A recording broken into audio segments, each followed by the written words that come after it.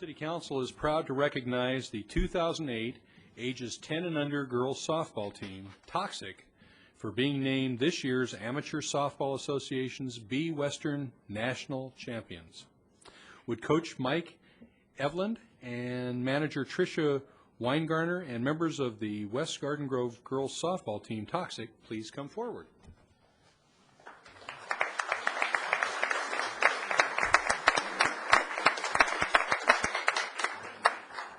Now, in attendance tonight from the 2008 National Championship team are Dominic Acosta, Kimberly Crabtree, Kadia Duvall, Caitlin Eveland, Hannah Fogarty, Jamie Gilbert, Brianna Gutierrez, Alex Hernandez, Marissa Madrid, Deja Mulipola, Jessica Reeser, Natalie Reeser, Kaylee Weingartner, and Serena Zarate. Absent is Hannah Martinez. Following in the West Garden Grove Girls Softball League winning tradition, the 10 and under team, Toxic, ended their 2008 season with an outstanding overall 44-win and 3-loss record, including 27 shutouts. The team's impressive performance has earned their distinction as the #1 girls softball team in the Western United States for 10 and under B division. For 6 weeks, Toxic represented the West Grove Girls Softball League as the 10 and under Gold All-Star team. The 13-member team battled through 5 tournaments, unscathed to claim a chance at the national title. In the national championship tournament, Toxic went undefeated and triumphed over 36 teams from California, Nevada, New Mexico, Colorado, and Montana. While teams from West Grove Girls Softball has reached this level of competitive play before, Toxic is the first team to bring home the national title. Although the girls are only 9 and 10 years old, the 15-player roster has over 50 years of softball experience combined. Many of them are scholar athletes with aspirations to continue playing at higher competitive levels well into their collegiate years. In addition to talent, perseverance, and hard work, the players were guided by their goals by a group of committed volunteer coaches and dedicated parents, without which many community sport programs would not exist. Now, at this time, the Mayor and City Council would like to present Coach Mike and Manager Tricia with certificates of recognition and a small gift for leading their team to a national championship victory. Garden Grove is proud of your team's accomplishment, and we wish you the best in your careers and athletic goals. Congratulations.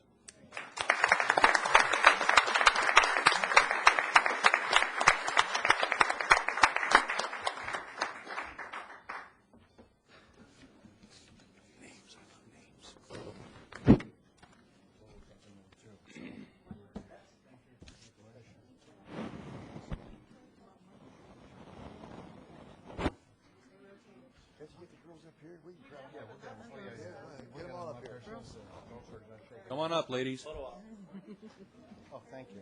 Thank you. Cool. All right. Thank you very much. Who named you girls toxic? Came up with it. I've known some girls that were poison in my life. Okay, turn around. Okay, turn around. We're gonna look at the camera. Get over. Go to the left a little bit. Squeeze in a little bit here. Way over. We don't fight over here. Try to stay out of the picture.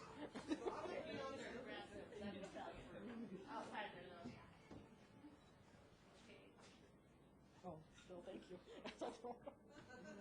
We're here, 1, 2, 3. I did it for you. Sorry. No. Okay, Nice cheeseburger.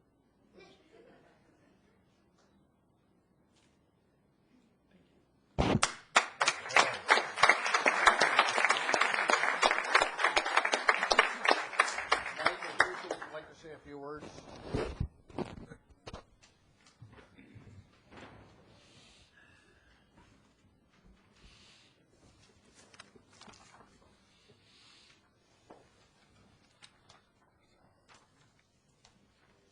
On behalf of West Grove, we would like to thank you for the opportunity to showcase these ladies. Playing 50 games was a lot, and we want to really thank the community, because without the community, with all the sponsorships, we couldn't have done it without the whole West Grove, Garden Grove area helping us out. So we want to thank the city council, the mayor, and also the city of Garden Grove. Thank you very much. And could you do me one favor, Mike?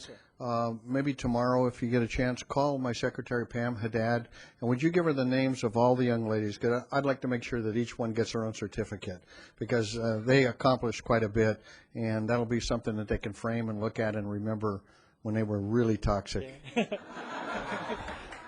Okay, thank you.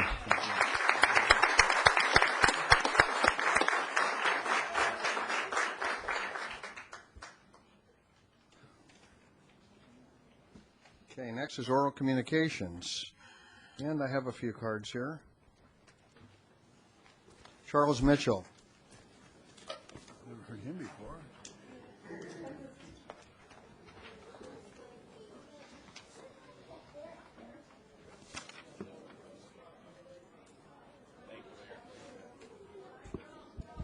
That's great. What an accomplishment for those young girls. I think I'll wait a moment while the Please, yeah.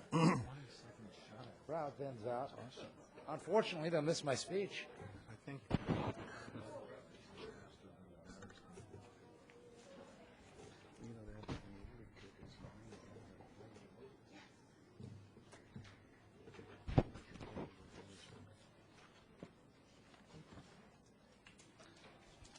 Okay, your time will start now. We won't Okay. cheat you. Mr. Mayor. Good evening, Mr. Mayor, members of the council, and staff. My name is Charles Mitchell, and I'm here to talk about a serious subject. And to start off, let me say that we are again in an election year, with all the turmoil, debates, demonstrations, protests, and chaos that it entails.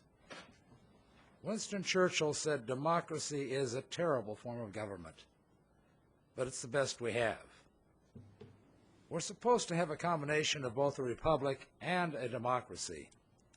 Sometimes I think we have the worst of both. Our system of choosing new leadership may be troublesome.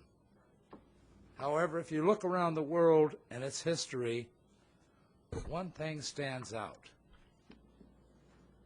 Once our election is over, we pull together as a nation and move forward, with the knowledge that if our side didn't win this time, we can try again in a few years. In many countries around the world today, new leadership leads to firing squads and sometimes even beheadings, with no hope of rebuilding in the future.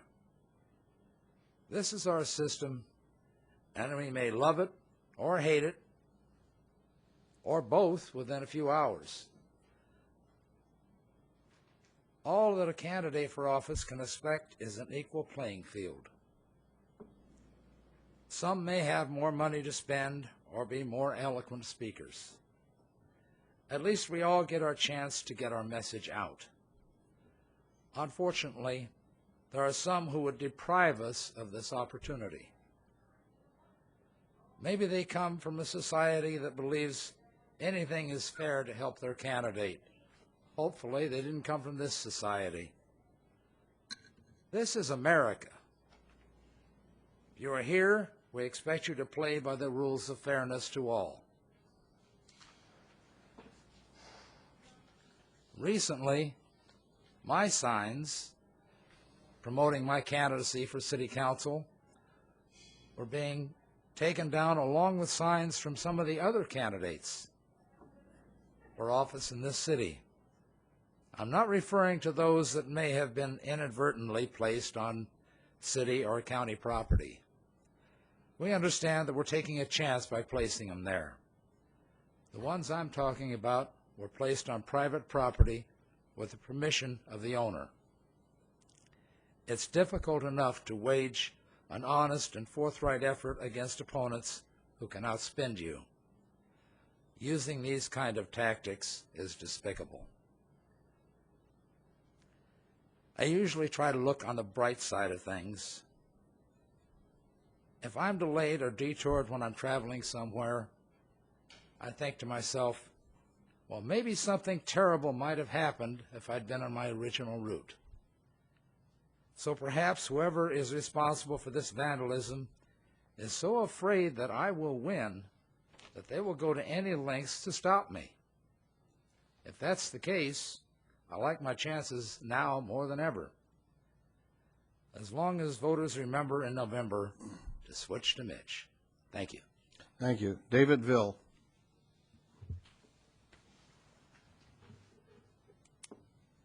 Mayor, City Council, my name is Dave Ville. I'm the president of the Garden Grove chapter of ARP. And again, I'm just here to repeat pretty much what I've said earlier, and that is that our chapter will be holding an open candidates forum coming this Tuesday, right over here in Room B in this building. And I'm here once again to tell you, by the way, Steve, I'm glad that you responded and that you said you're going to be there. I'm going to collect on my bet now.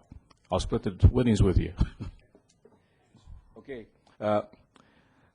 Once again, I do have to mention that our chapter does not endorse candidates. We do endorse issues, but we do not endorse candidates.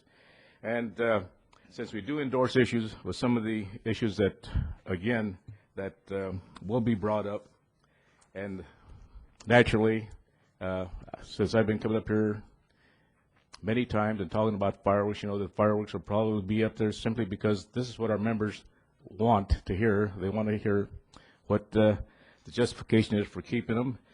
And of course, you're going to have eminent domain and redevelopment, and you're going to have the term limits, and again, be brought up probably are the water rates, and you're going to have a few other things, but these are things that are probably going to be given to the candidates ahead of time so that they can go ahead and think about it. And if you're listening, you can be thinking about it now.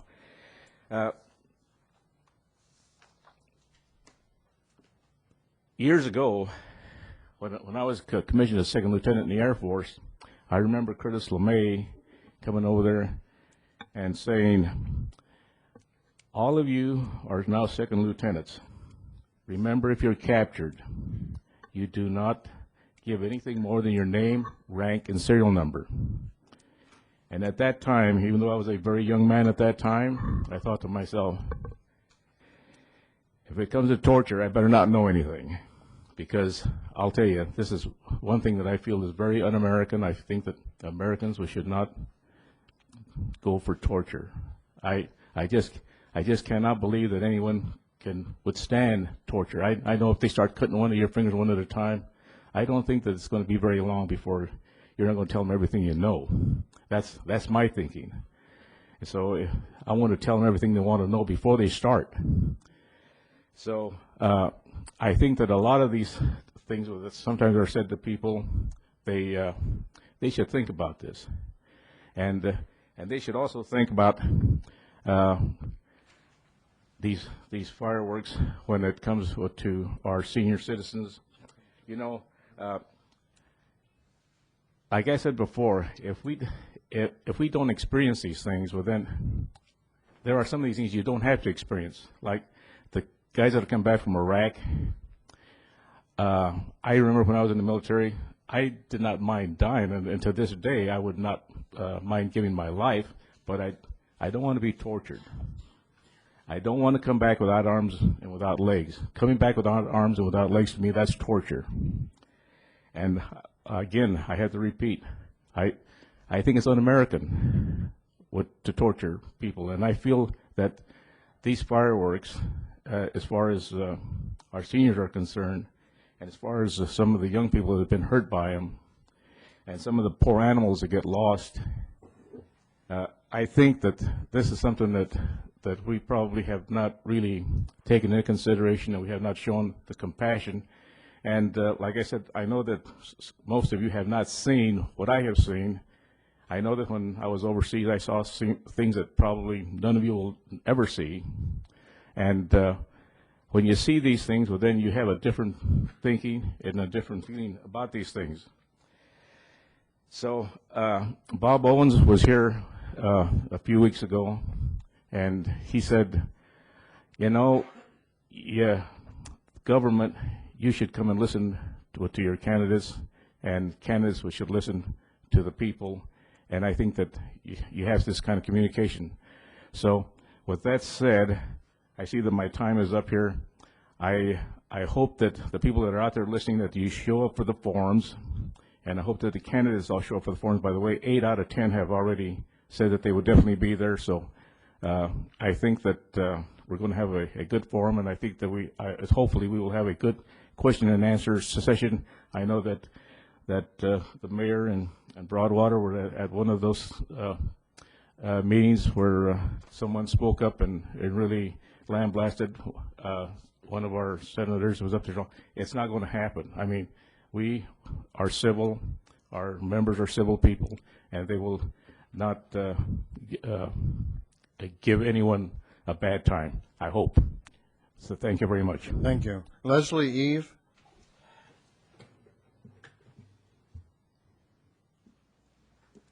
My name is Leslie Eve. I live in West Grove, and I want to thank Mayor Dalton and the council. I also want to congratulate you on your anniversary.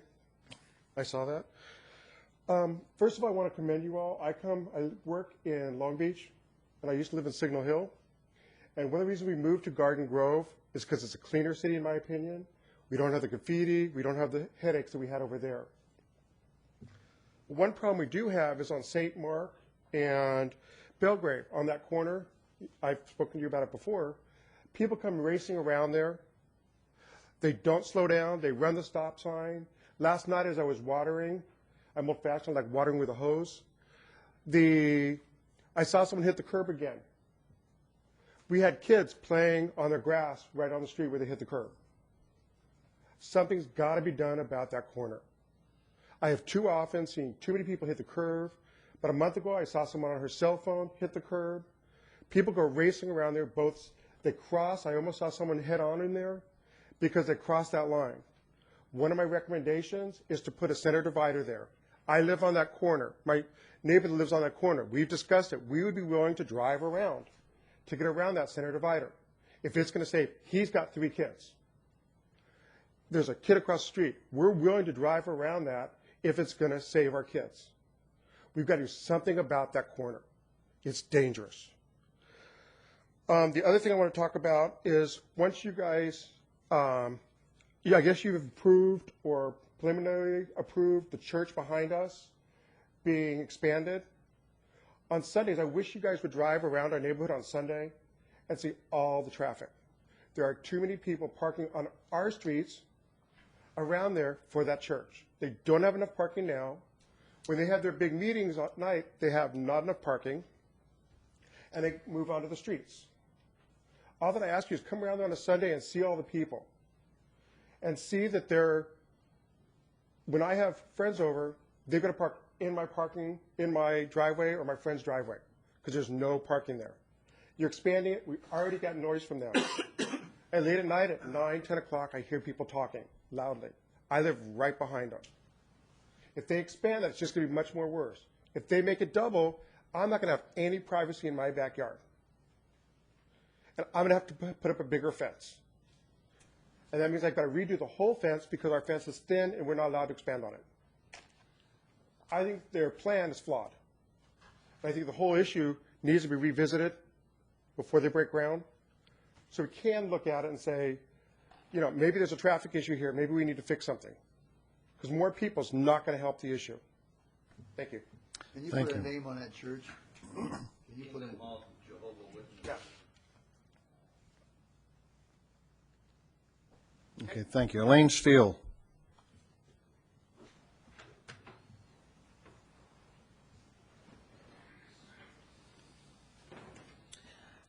Good evening. Nice to see all of you again. I've been here before to talk to you.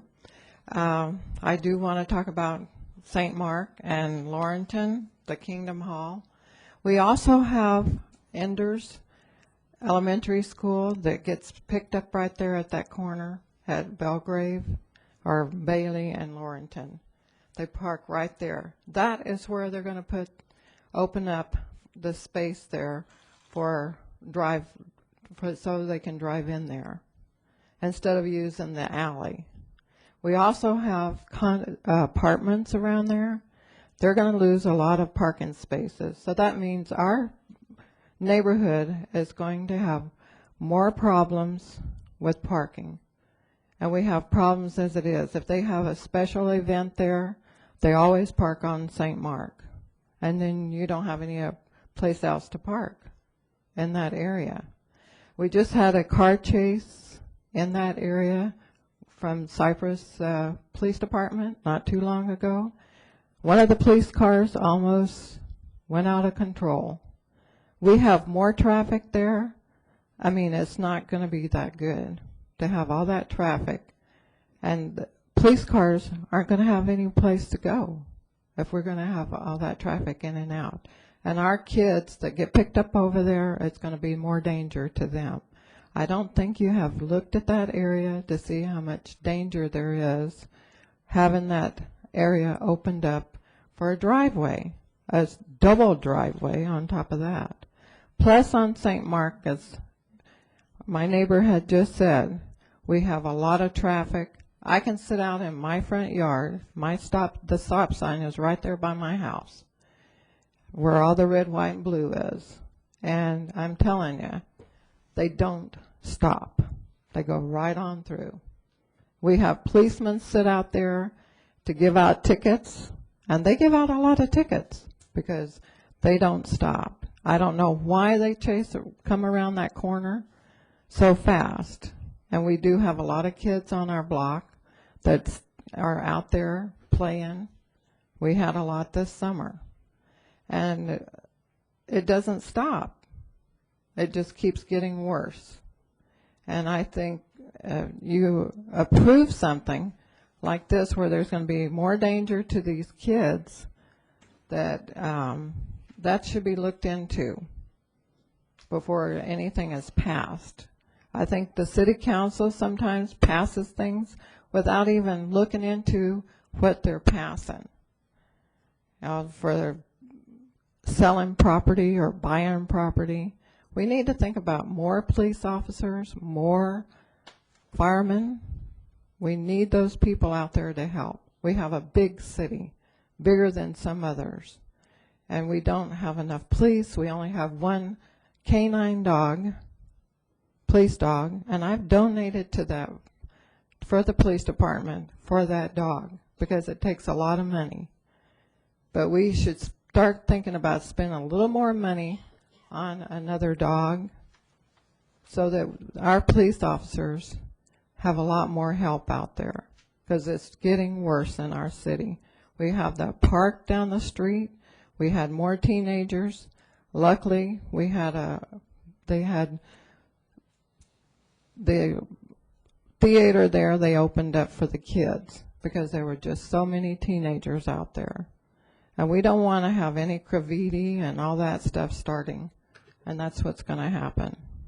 I know my time is almost up, and I want to thank you for listening. Thank you. Eric Dupree.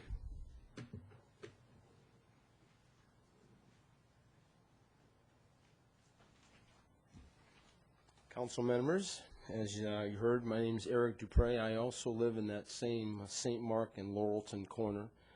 And yes, I didn't make the meeting when they were expanding the Montessori school there, but the traffic tripled in that area. Parking now is a rarity. I see more potential accidents. And the more that we expand, the more accidents, the more parking problems we're going to have. 6 years ago when I moved into the place, it was a nice, quiet little neighborhood. It still is a nice neighborhood. A lot of nice kids that live in the neighborhood, but the traffic has just increased tremendously. The near misses it's going to be fatal one day because we're expanding without proper parking, without proper parking and parking areas. So I just want you, please, to consider us that live in that area when you expand or approve these expansions or deletions of parking areas like my neighbors have talked about, that it really impacts our lives considerably. Thank you for your time. Thank you. Gray Beard. Good evening, Mayor, staff, City Council. As you can kind of tell, I headed up a lot of these neighbors. This isn't my first time down here speaking on this issue. I want to make sure we get something going. And if they want to knock on my door, you know how I feel about that. That's fine. Anybody can come knocking. It's gotten to a point where I'd really like to ask the city, the last time that we've surveyed the road on St. Mark, when's the last time the rubber strip has gone across the road to start counting the cars? Okay. The other thing is, if I call the police department, I've had 2 motorcycle officers, like you've heard the neighbors say. They sit there, and they don't sit there long. I've offered them water. They don't even have time to take a sip of water because they're going after them. I've been told point blank it's a hot spot. Why is it until I call, I don't get anything done about it? Why? I understand we can't sit there 24/7, but if it's such a hot spot coming from a motor cop, why doesn't he show up more than what he does? The other thing is the driveway that's getting ready to be cut in, from what I understand, commercial grade. I would have to assume we're going to lose 4 parking spots to the apartments on Laurelton. Why have I not been notified as a resident for the impact that's going to now park in front of my house with the beer bottles, the trash, all the stuff that's going to come?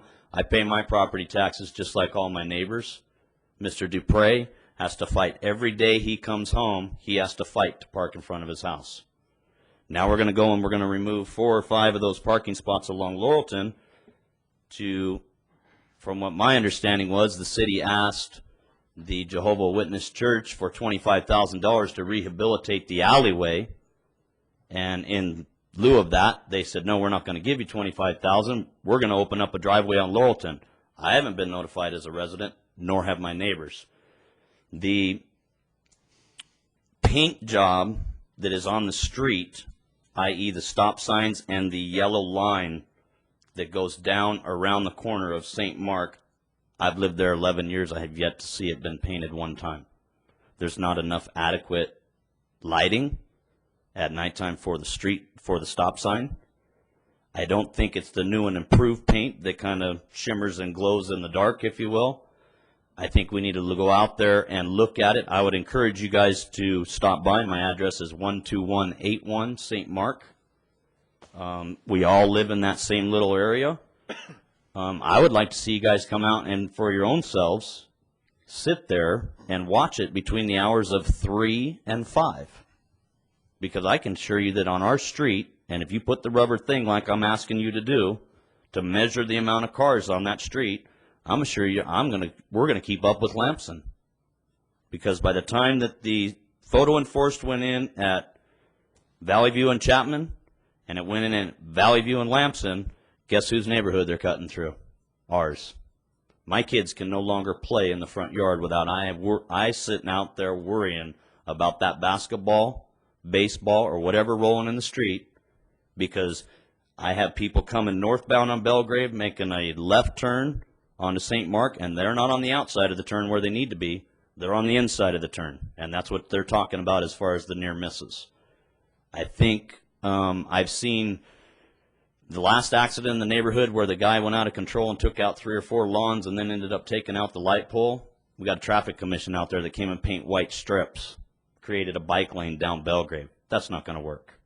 I'm looking for the big monstrous dots around that turn, okay? If we have to come back, we're going to come back, and I would hope that we get a prompt response. And I'm going to do my further homework to see what we can do to stop this church from cutting a driveway on Laurelton and losing that parking. Thank you for listening. Thank you. Peggy Bergen.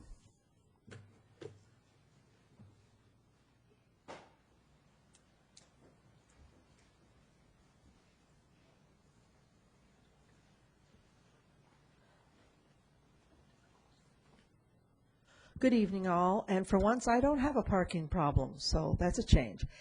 Basically, today, I went over to City Hall to pay my bills, so I wouldn't have to pay any late fees. And once again, we have more info in there about the Great Park. Now, how many years have we been getting wonderful flyers in the mail and they're all over businesses telling us how wonderful the great park is. But so far, I don't think any of us have seen any grass. Now, to me, a park is grass. It's someplace you can take your family and go out and have fun. Not keep getting flyers about telling us what's going to be done in 2009, 2010, 2011. Why don't they either do something or sell the property and give us more homes so we can have more traffic? Because this is just a waste of time and money. Every time you read in the newspaper about it, we have another team is going to come and analyze what's going on. We're analyzing it to death and nobody's doing any work. And this does impact me because I am a Garden Grove resident, I'm an Orange County resident, and part of my state, county, and city taxes go to have these wonderful flyers being printed up. This is not cheap paper. So that's my comment on the Great Park.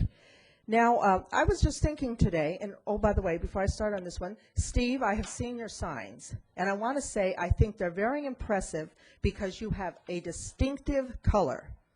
The first thing you see is the color of it, so your eyes are attracted to it. Everybody else tends to go red, white, and blue.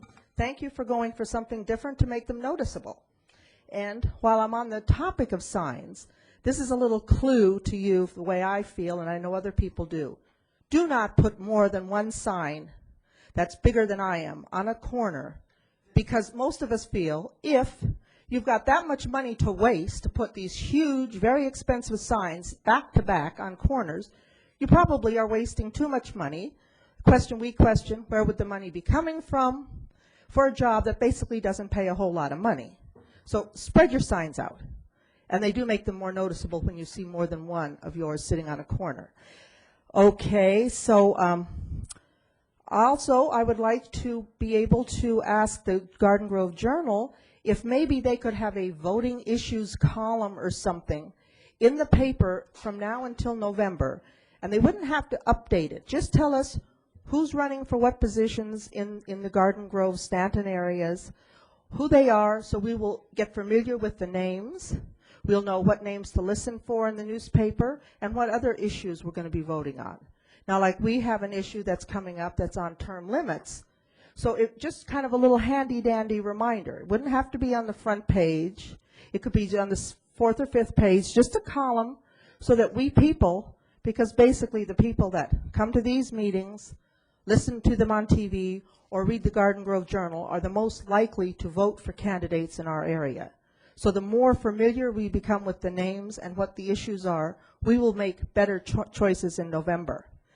So, and once again, I do know it's not your fault, but I buy the Register faithfully for $42.40 for about 10 weeks of newspaper coverage.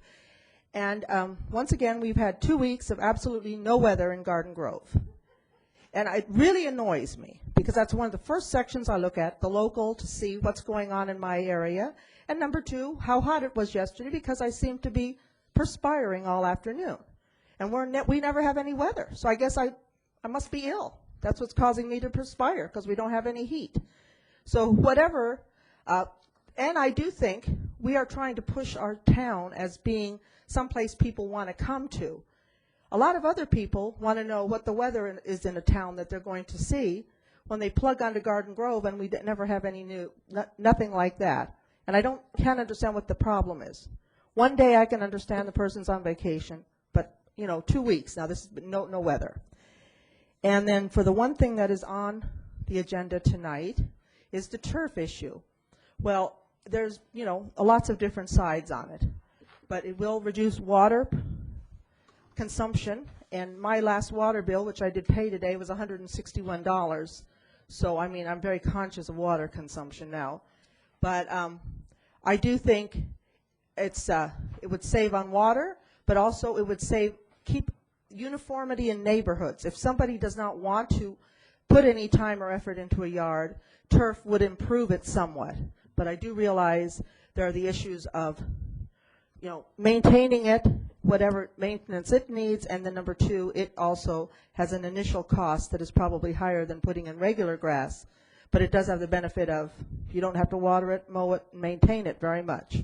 So I'm not opposed to that issue, And I think if we're looking at the general appearance of our city, it could help to improve certain areas. Thank you very much. Thank you. Where did you say you got that Irvine Great Park flyer? In the mail? No, over at City Hall. Our city hall? Yes. Are we distributing flyers for the city of Irvine? They're sitting there. This is a county. This is a county issue. It's not only city. Great Park is county. Well, yes, that's Okay, a whole yeah. different subject. Gary Hart.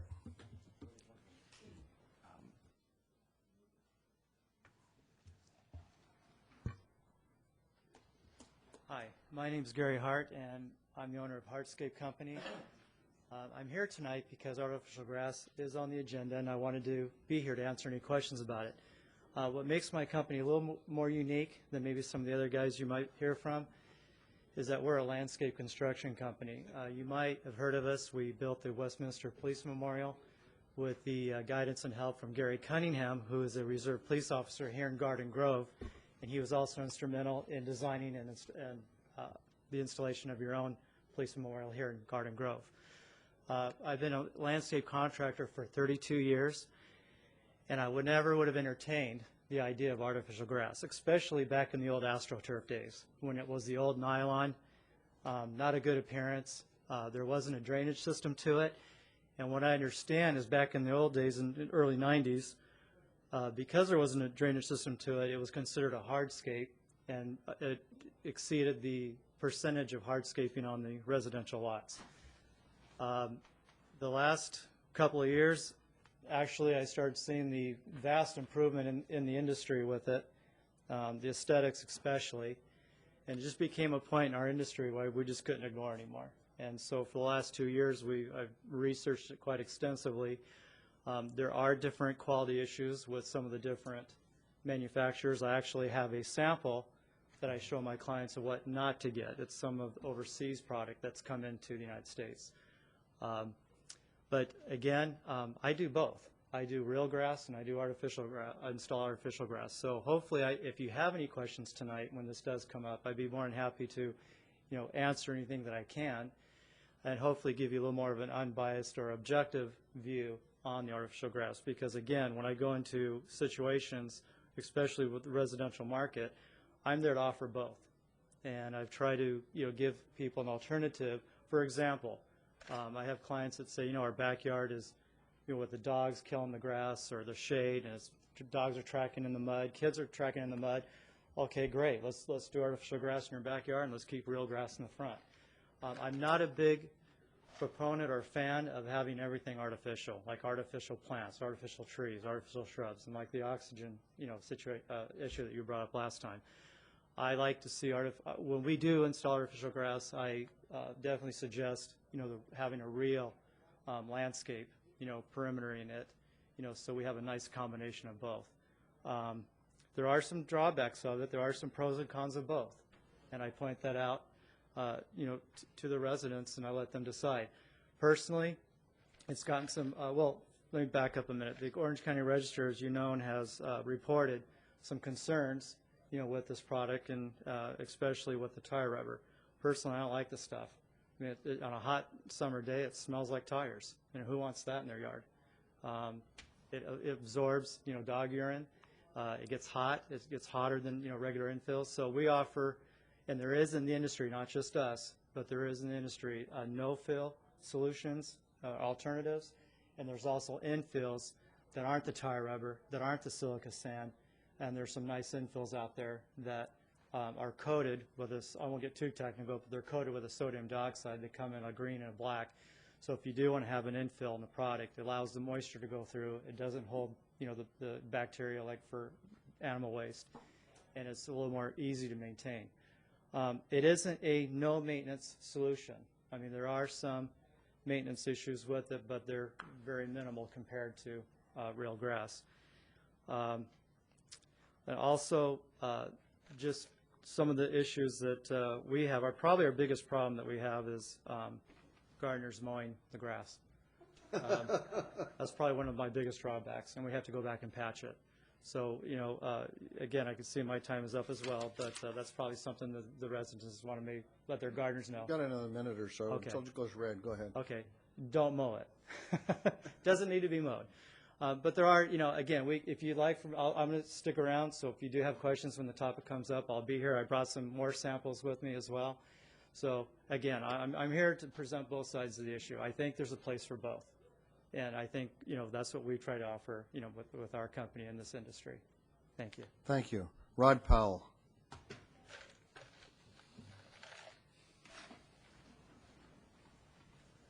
Hi, my name's Rod Powell. I'll talk real briefly about that. I guess there's a time for that. It seems that in order to have a responsible yard full of this artificial turf, it's not cheap. Most people, I imagine, can't afford it, to spend that kind of money. I can't imagine there's more than, just off the top of my head, there can't be 50 of these kind of yards, if 20 or whatever. I don't know how many. There can't be that many even in the whole city.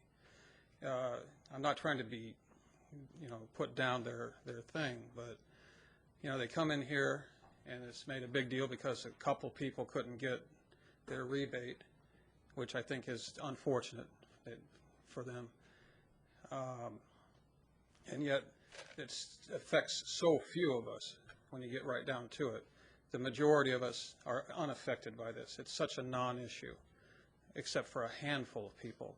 And you guys have gone with this thing. And we've had come down here with a petition with 250 signatures. It's just common sense. You know that out of a city with what, a couple 100,000, how many is it, a couple 100,000 in Garden Grove? 175. 175. You can bet there's 100,000 people probably, and if you're right, Mr. Broadwater, it's probably 70,000 people that don't want fireworks. So why can't we vote on it? We had a meeting here not that long ago where the only issue at hand was whether we vote on this or not. And it got a yes and a yes from 2 outside council members, and three, or then it didn't even it got put off because your primary concern. I'm not even going to argue with Mr. Rosen and Mr. Jones. It's not even worth it. But Mr. Dalton, I've admired you, and almost in every instance that I've ever seen, you go with the people. And it just seems that you've differed on this fireworks issue, and you've gone against 70,000 people, if Mr. Broadwater's right, and that want this thing voted on, So enough said on that. I have signs on my yard supporting the candidate that I'm in favor, that I want on the council. My neighbor, I put a sign up, they put a sign up, then someone dropped off one of your signs, just put it on their driveway, and they just put it up. So, isn't that weird? Someone just dropped off the sign on their driveway. I'm not saying that's a bad thing. You know what? I don't want to use any of your time, but I don't believe that. But after this, you give me that address and I'll go over, because nobody has one of my signs that was not either asked to have it there or asked me if they could put one there. Well, it's Lucy and Gino Palermo. They live crossing too from my house. And you can come over, and they're real nice people. They might even like you because they didn't mind putting up your sign. And they would never lie. They would never lie. They've lived there for 40 years. So they didn't mind? Okay, all right. They do. They probably like you. They put your sign up, but that's how they obtained it. It was somebody put it on their driveway. It was just on their driveway. They would not lie. From somebody else's house. Isn't that weird? Maybe, if I'm not saying that's a bad thing. I'm just saying that's what happened. But nobody should take people's signs down. We know, the likelihood of who's probably doing that, but I'm going to bite my tongue on that issue.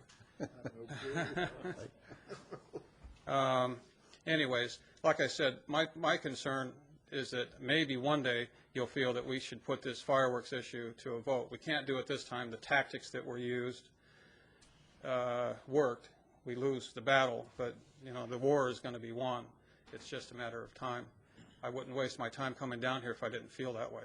Thank you for hearing me. Thank you. Okay, I'm closing oral communications, recessing the council. We'll go to agency. All right. Please call roll for the agency. Member Dalton. Here. Member Jones. Here. Member Rosen. Here. Vice Chair Nguyen. Here. Chair Broadwater. Here. Let's go to consent items. We have one item. Anybody like- Move approval. Second. I have a motion and a second. Call for the vote. Motion received, 5 yes votes. We have nothing else. Any matters from agency members? Hearing none, we will adjourn for 2 weeks. Okay, we'll reconvene the city council meeting, and we'll go to consent items. Mr. Mayor, it's recommended that items 4A through 4I be acted on simultaneously unless a separate discussion and/or action is requested by a council member. If there's none to be pulled, I'll entertain a motion. Move the balance. Motion and second, call for the vote. Motion received, 5 yes votes. Okay, items for consideration.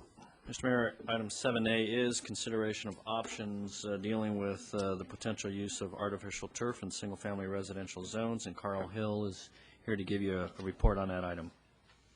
Mayor, members of the City Council, at your council meeting on July 29th, council reviewed the issues about artificial turf and so forth, and requested that the staff bring back a proposal to consider options on the artificial turf request, specifically for the single-family residential zone. And as part of your packet, we did come up with basically 4 options for consideration. One which basically says have no standards.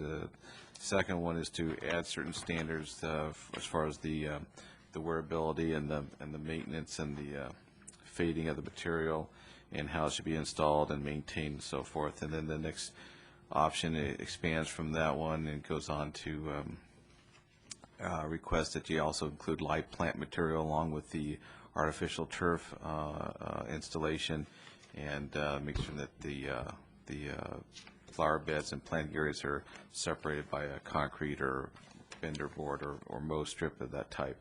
And then option 4 expands even from that even further to indicate that how much yard area can be covered with the artificial turf, and that they also submit actual landscape plans to the city for review before they actually do the full-on installation of the artificial turf in landscaped areas.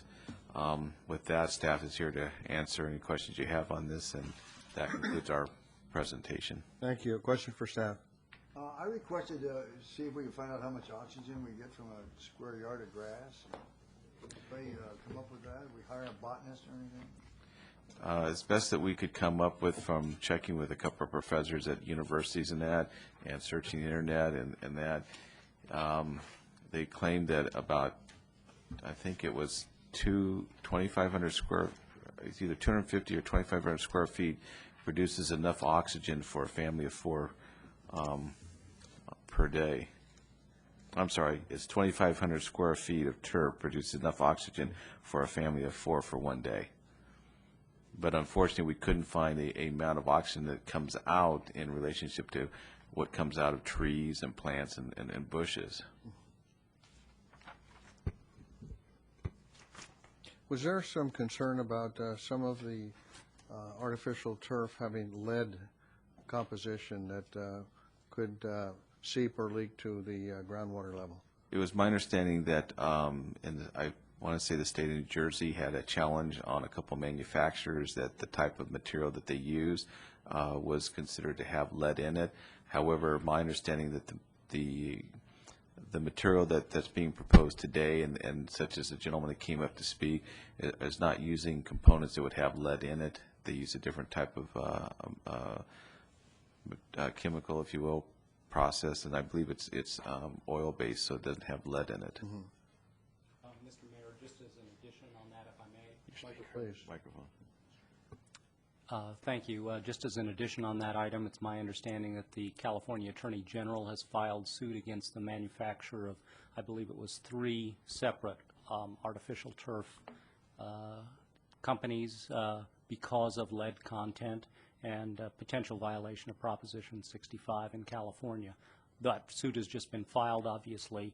It doesn't tell us what the facts are, and what the actual lead contents are or anything like that. That'll come out in the litigation itself, but that lawsuit has been filed. Is there any timeline as far as when at least would learn the amount of lead and the impact or effects it would have on the ground or groundwater? Since the lawsuit was just filed, I don't have that information. I believe that there probably could be information obtained through the Attorney General's office on the information they have which led them to file the suit. That was not a play on words, led them to file? Not Okay. intentionally, no. All right. I would think that lead is prohibited. It'd be illegal to have lead in any kind of new artificial turf. Right, these days. Yeah. Well, it wouldn't be prohibited completely, but they would have disclosure requirements up to the certain extent that they could have lead in it. But yeah, I don't believe that lead is completely prohibited in that kind of product. But if you have lead in there, you have to disclose under Prop 65 that you do have the lead content in there. Whether there's a level which they could not exceed as far as lead content, well, there probably is a limit on that. Well, we could put in our ordinance a prohibition on lead content, couldn't we? Yes. Do you know if any of those, the artificial turf you're talking about is from China? I do not know where the You know? manufacturers get their turf. You can just answer from there, just. Just wanted to address in New Jersey, has a problem with the lead. Tiger Turf is the company that I use. It's a United States based here in Texas. Tiger Turf was the one that replaced that lead sports field in New Jersey. And they've also, and Tiger Turf is the manufacturer I use here in the United States. We actually have data of no lead in the product. Okay, thank you. Any other questions? Yeah. Why is this limited to R1? Well, one, our zoning prohibits it specifically in the R1, so. R2 can already have artificial turf? No zones allow for it. But it was our understanding that council's direction was to focus on the R1 zone. And in part, the persons, I believe, that inquired about it are residents. Yeah, the requests so far have all come from R1 zoning. Well, what about R2? Is there any reason why R2 shouldn't be able to have artificial turf? That would be a consideration for council in this matter. No, I mean, the short answer is no. I mean, if you want to expand it, there's Good no answer, reason though, not. Carl. Any other? Yeah. Our existing ordinance prohibits crushed rock, redwood chips, pebbles, and stone. That's correct, unless through a site plan application, the commission or council may allow for some usage of that. For the installation of some artificial turf, part of the process is stone and certain levels, isn't it? Yeah. So, I mean, that would have to be thrown out, obviously. Because that's part of the process.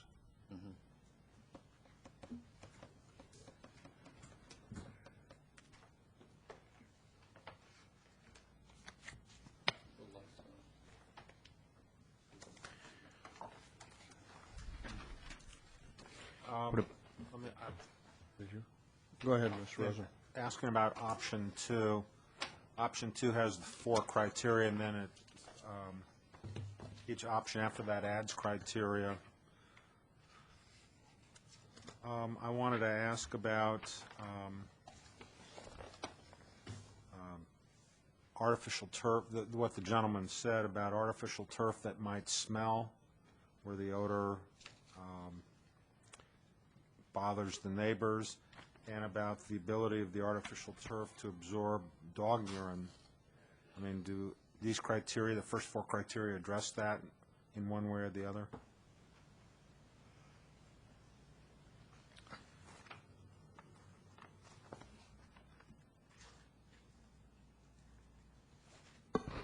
Doesn't look like it. No. Do any of the criteria address that? No.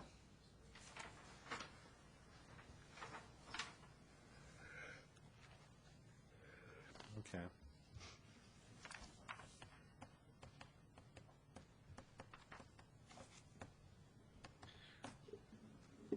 Jones?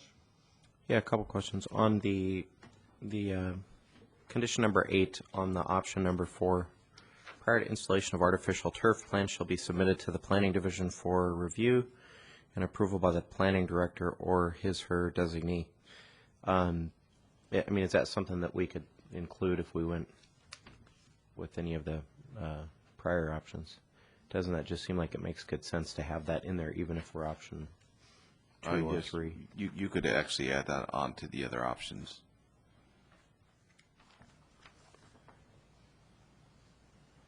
Seems like it's a salad bowl. You can have it any way you want it. Okay, any other questions or comments? And then also, what about commercial property, since we're opening up the discussion? R1, R2, R3, commercial is there. I mean, is there a reason we limit this to residential, or is there?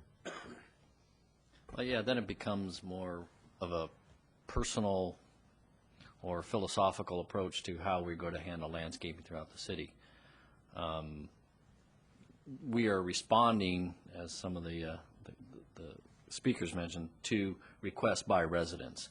I mean, if the residents didn't come forward, this item probably would not be before you. So in that context, we're addressing it as it relates to resident uses. But there's no reason why it couldn't apply anywhere. I see it a little bit differently than Member Jones. I don't think it needs to go to the planning commissioner. If we have a set out guideline already for staff to go by, I trust the staff would have the expertise to determine whether that it meets the criteria.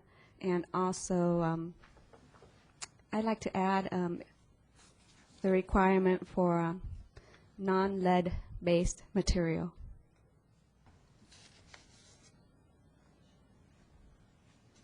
Just a comment on that. The condition doesn't say it has to go to the planning commission, only the planning division.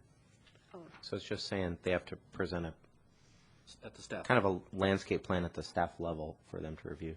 The other options don't list that, and it just seems like it would be a natural to have that included. Now, I wouldn't suggest that every one of these has to go to the planning commission.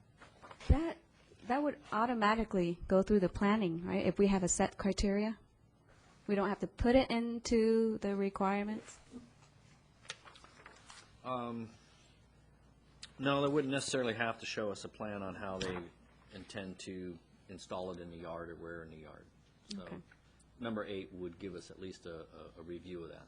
Okay. Well, do we do that for people who want to put a lawn in? No. No. I mean, if I wanted to landscape my house, I don't have to get approval from the city, do I? No. I guess because the way they, this affects our water flow and maybe some of the buildup if it doesn't flow right, that staff should have some kind of monitoring device to make sure the turf is installed accurately or appropriately.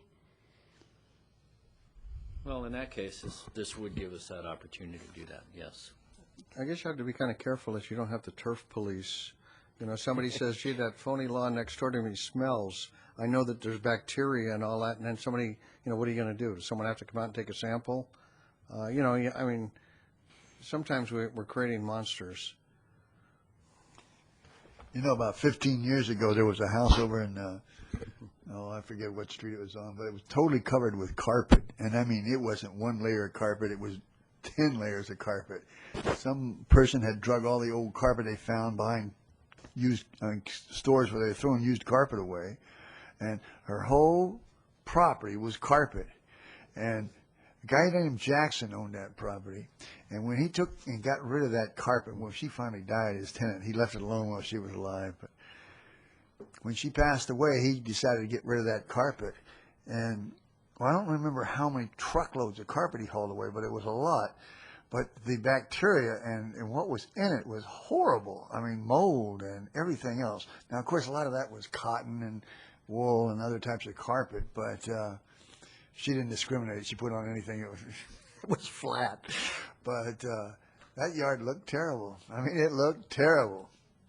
And so I don't know, are we putting the color green in here, that it has to be green? I mean, I'd like to, Well, there's a no fade clause in most no of these. fade if not clause, all but of what if them, it was blue to start with and it faded, you got a washed out blue in it or something? Well, if you're from Kentucky, I guess bluegrass is probably common, but. Well, let's go For, with paint. it's for those reasons I think it should be reviewed by the planning division. That makes it a little different than a natural lawn. It's because it has the potential Why to don't you come disrupt back the up here? character of the neighborhood. We may need to get a few more answers from you.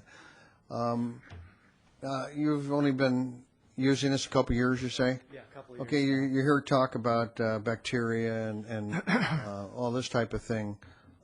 How frequently does that happen, and what are the conditions that cause it to happen? Okay, one of the conditions, well, first of all, backing up to the turf itself, it is a drainable product now. It has to drain. It has to meet certain requirements initially to get it away from that hardscape ban that it was back in the 90s. Now it's a drainable product. I know some of the samples you even have shows the drain holes going all through the back, so it does drain through. It penetrates the ground, is what you're saying? Yes, and part of the preparation with the base that you just talked about, with the rock, the crushed rock, and the DG, that gives it additional drainage through the product. So when it rains or if they're hosing it down, it goes right through it.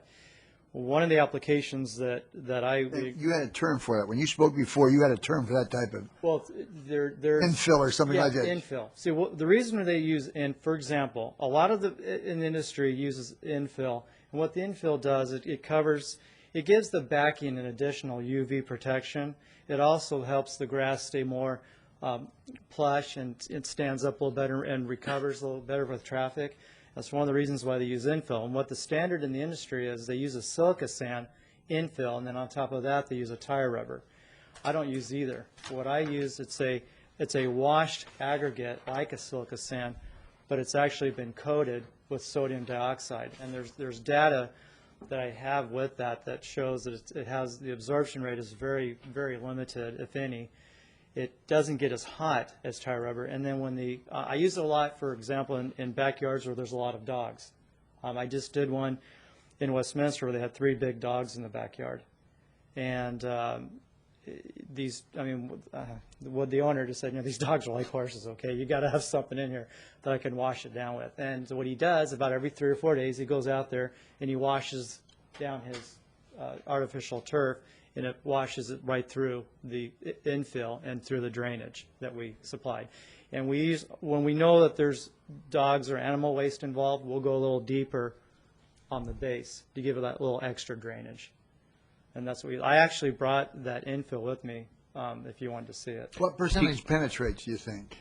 I wouldn't have that kind of data offhand, but I do know that it doesn't create a problem. If there's a lot of dog use for like kennels or veterinarians, I know down the street from me there's a veterinarian that put artificial grass in so that all the animals could use it because they were tired of their grass being killed all the time.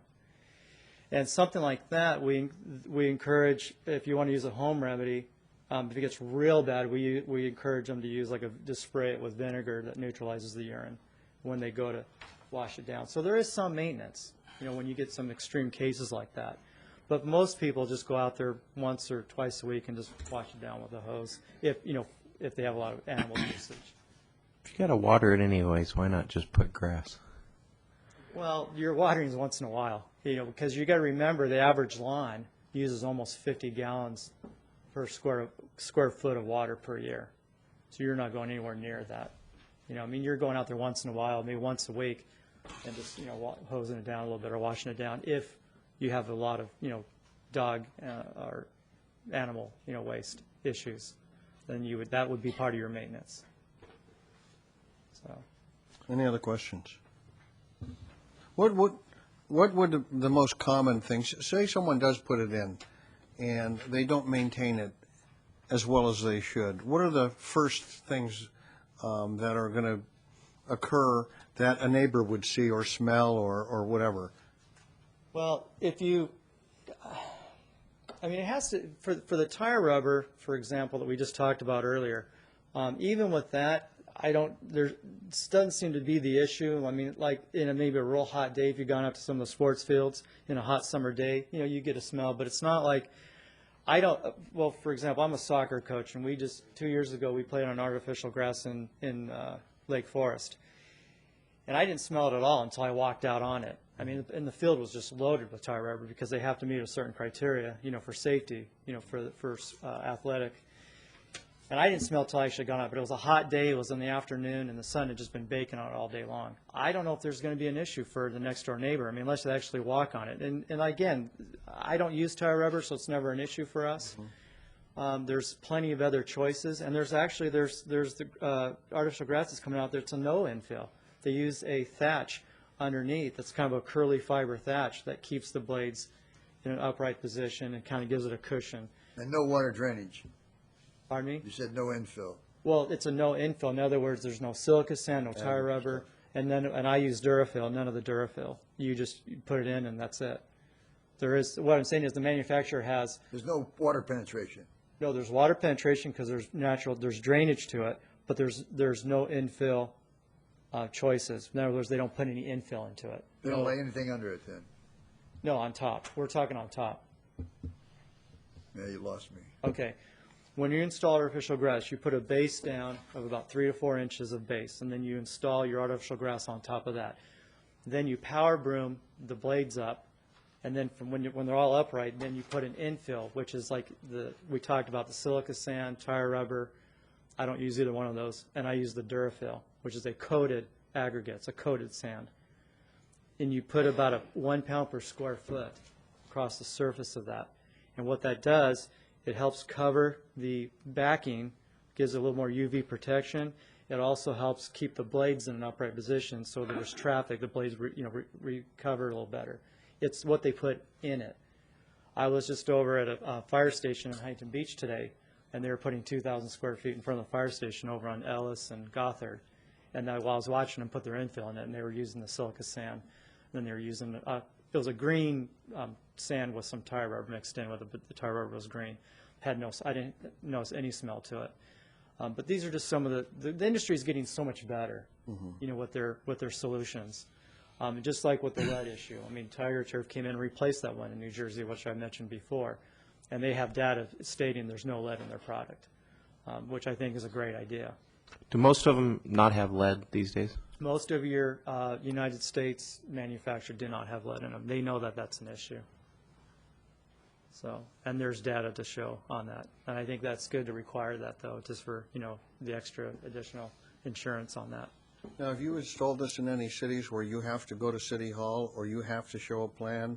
Or I have not yet, no. Okay, so where you're doing it, it's just kind of, if somebody calls up and you bid it and you get it, you do it? Right. Okay, and there's no arm of city government that's involved in it? Not yet. Okay. Just one thing I wanted to mention on the costs. And again, I give the clients, the residences, both choices. But, you know, there's always a case for artificial grass. I mean, it could be for the landlord that wants to keep their rental property nice, you know, year-round. It could be because I mentioned before, you know, they can't keep grass in their backyard. I think there's room for both, and I really do. As far as costs go, the artificial grass, though, it is comparable to, let's say, concrete paving. So if somebody was wanting to let's say I've had clients that have gotten so frustrated they're about ready to pour concrete in their backyard, and I said, well, before you do that, let's entertain this. And it's comparable to two. I just installed 1,000 square feet in Long Beach, and we worked out her bill on how long it would take for her to recoup her expenses. And she was paying $50 a month for water. She was paying $60 a month for maintenance. She didn't put any fertilizer, any chemicals, any weed control, nothing, just that alone.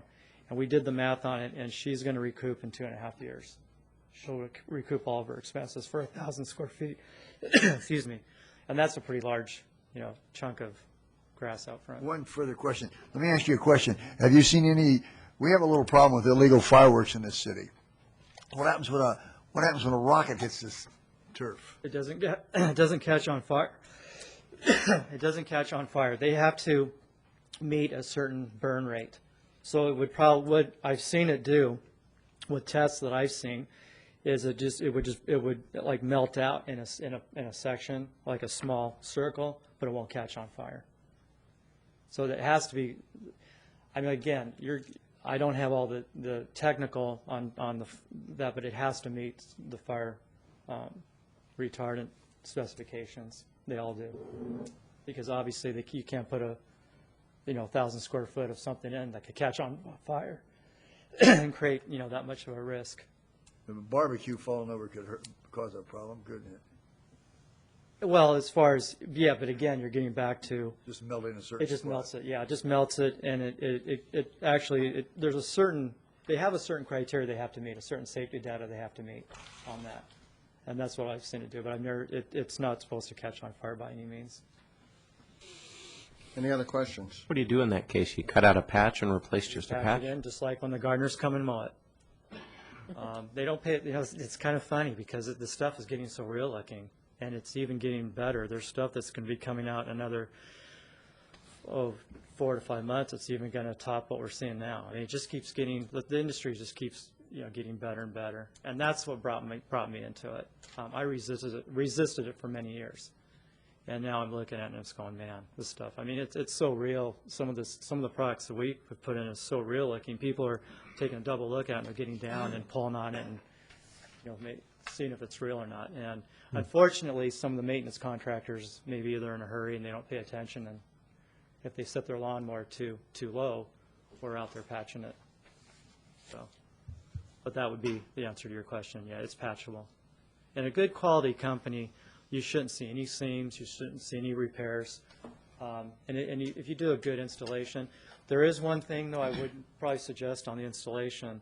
The one thing that kind of bothers me in the industry when I see is when I go up to a artificial grass lawn, I go to pull up on it and a big section comes up.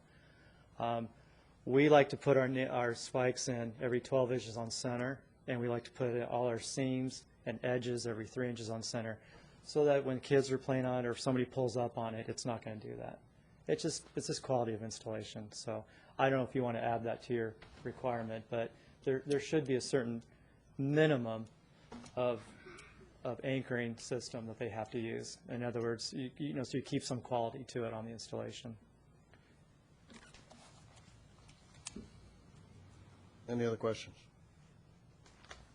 Thank you. Okay, thank you.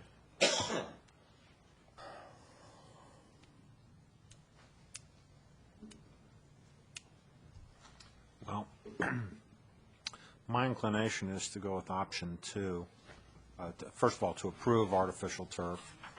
To go with option 2 and add 2 more conditions, that there would be no lead content in any artificial turf, and to the extent it's not here already, that the artificial turf has to be installed so that there's proper drainage. I'd want to have a drainage requirement in here. So for the artificial turf ordinance, I'd like to see that. I don't want to have something where it has to go get city approval every time, if we don't do that with regular landscaping. And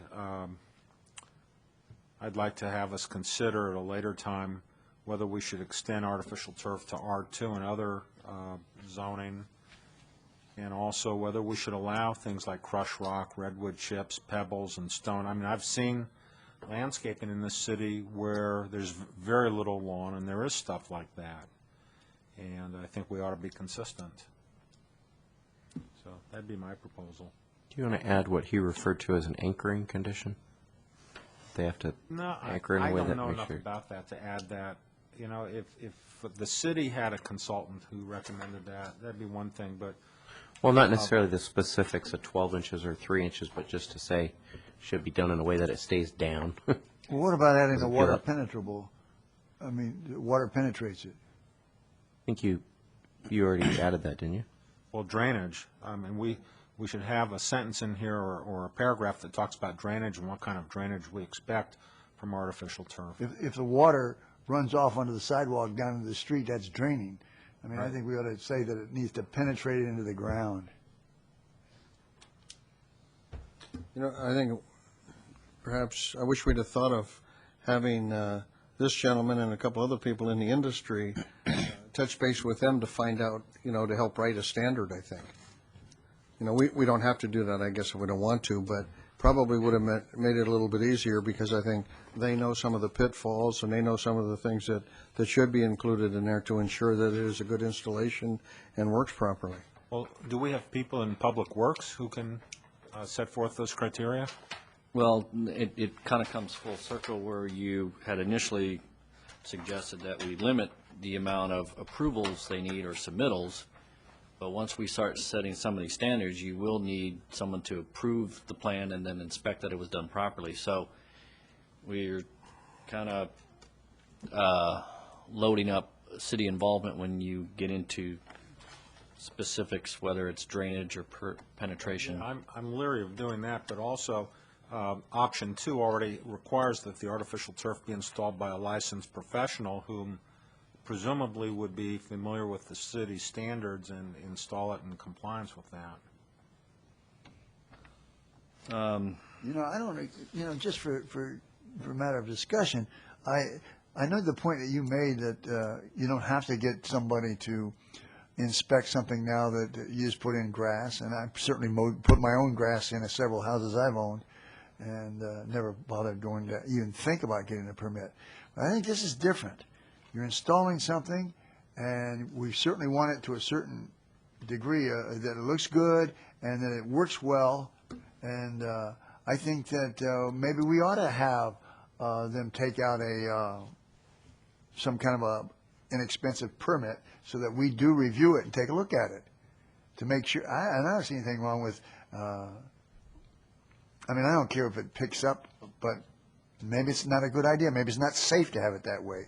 I have no idea. I think that's why you would want some of the input from the installers, the business people that are using it, to tell you what you should have and what you shouldn't. Yeah, he nails it down every 4 inches, and somebody else nails it down every 4 feet. You're going to have a different in quality of what's going to happen. I don't know what effect that'll have with the kids running across it. It's a new field. Well, once you go down that path, then you really created a plan review and inspection process. Well, you wrote it into 8, and I understand Dina not wanting it in there because who wants more government? But the truth of the matter is, if we're going to say that these things need to be in it, then you're going to have the grass police.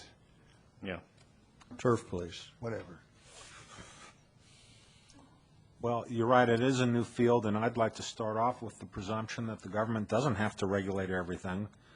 And if it turns out to be a problem and nobody's installing it correctly and we have to go and give citations to everybody because they're not in compliance with the code, then we'll look at maybe we have to require permits. But I'd like to start off with the presumption that we don't have to require permits and people can do this without the city intruding into it. I'm assuming that we will have someone that will be an expert on this. Or send someone. The turf policeman, Carl. Sworn in. No, actually, we wouldn't have someone who's an expert. We will. If we are going to put all these conditions on installing it, we must have one. I don't know that you have to, just because you write these things in, that you have to inspect every piece of property. I think if you write certain conditions in, and someone's going to have this done, and they go to an installer, and he sees what the list of conditions are, if he's a reputable person, he's going to do it the way it's supposed to be done. And it's not something that's going to exclude everybody. Like this gentleman may really not like ground-up tires in there, but that doesn't necessarily mean it's bad. He may be concerned about the odor or the scent of it, but another installer might say it's easier because he can do the job quicker and it doesn't negatively affect anything, and so you wouldn't exclude either one. You'd say, okay, there's certain things, certain criteria you have to fall within, and his way without the rubber versus somebody who uses the rubber, he may use the chip rocks or something. But if it doesn't impact it either way, at least an installer, when someone goes and says, They go to his company and say, I want to have this put in. Here's what the city requires. Now, he can look at it and say, yeah, okay, no lead, no this, and this. At least he knows. But you also may have somebody that's kind of a fly-by-night guy, and if we don't set a standard, he just puts it in and let the buyer beware. And again, I don't really want to have every installation have to be inspected by the turf police. But I think if we have a set of standards, at least it gives the consumer and the company selling, the seller, some latitude, a little bit of latitude, but it also gives them some criteria that they know it has to meet. You set a standard which is a legal standard, and if somebody installs it and it's not in compliance with the standard, then it's a violation of our city code, and then there's remedies there. That's what I mean. Exactly. Yes. Exactly. Yes, Mr. Rower. Can I make a recommendation that, and we're arguing, not arguing, but we're debating it, and why don't we take line 1 of option 2 and see how many of us are for line 1, and let's go through option 2 and see what we can do with it, see if we can get somewhere on this. Artificial turf shall have a minimum of 8 years, no fade warranty. I think that's good. I would make a motion that we keep that one in there. Okay, second. Okay. I don't want to run you. Go ahead. Well, no, the only thing that I'm thinking is that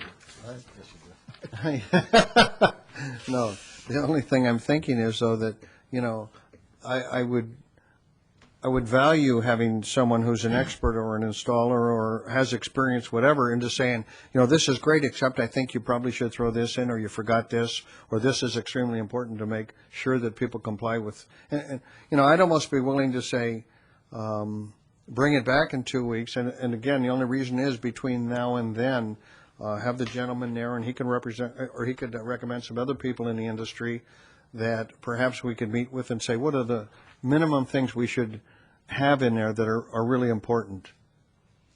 Because if we can go with all this, but I know that there are probably things back there that he's saying, no, you really should do it this way or have that. I don't think anybody here cares whether we continue this 2 weeks or not. Nobody. This is not life-threatening in any way, shape, or form.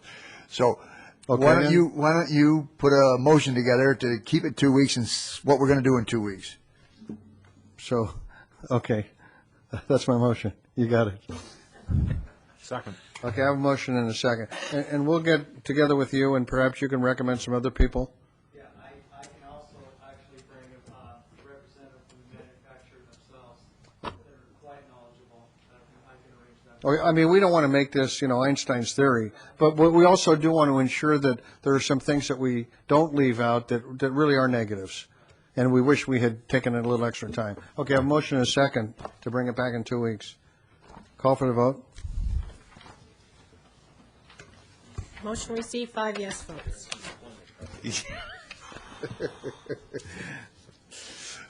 Okay.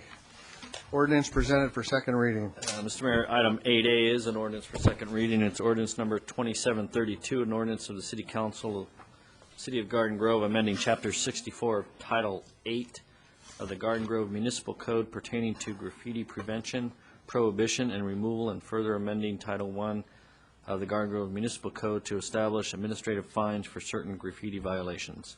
So moved. Second. I have a motion, second, call for the vote.